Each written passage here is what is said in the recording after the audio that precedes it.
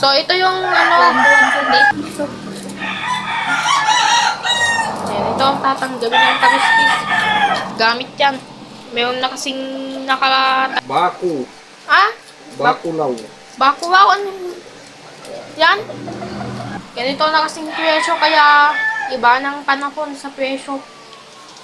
Kasi papatagalin nila yan. Pero, meron murang-mura, pero mahal-mahal naman. Yung benta nila. Kung kinain ng mata, no? Pwede naman. Kinain ng mata. Sayang, kinain na kasi yung mata ng ano. Akala ko kung ba't ko, bapa walang isa. Nagkaibang klase. Sabi nga ba, pero dapat huwag mag-iwasan kung walang ulam. Ngayon kinakain. Kain yan. Dapat matanggaw yan kasi hindi yan makain. Pusa lang pwedeng ikain. Mamaya kasi meron sinabi. Ito, kakukuha lang kanina. Nung nagpabengke, ang dami na. O, tignan mo. O, ang dami ng kaune. Tapos, ang dami ng kwan. Ang dami ng kaune. Ano pa? Mga kaune. Nagkakaiba. Ito. Ayan, marami pa rin. Pinamengke. Ayan, nandun pa yung mga senyorita. Tapos ito, rakatan.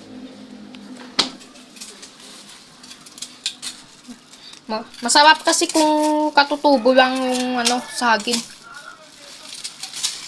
Pero kung hindi mahinog, wala. Tatanggawin yung kwan niya. Iwag po yung boses kanina.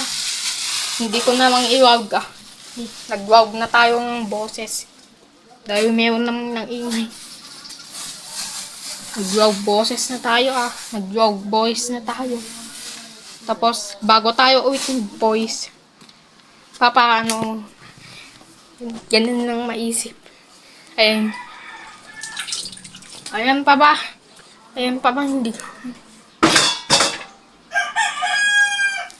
Hindi ako nangyuhawa yung sinabi niya, pero, nag-iba yung bat ko. Pero, parang yan yata, na batik ko ba ako. Pero yan yata. Yan, lagyan ng maraming tubig. Para sa isasabaw niya. Hindi pa malangsa yan. Pero kayo naman kung anong yan. Ang patanggal pa ng langsa. Para mabango. Ay, nagising na. Gising na siya. Gising na. Hala. Aga. Sana matapos.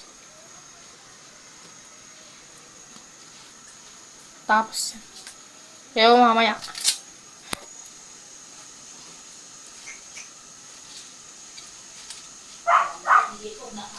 Ito na. Ang dami dami. Diyan pa yung nakababad. Nakatabi pa sa kawawi. Baba na kasi yung batya na binabad niya. Kaya ganyan naman daw. Kasi pwede naman kahit pang kito. Ayan.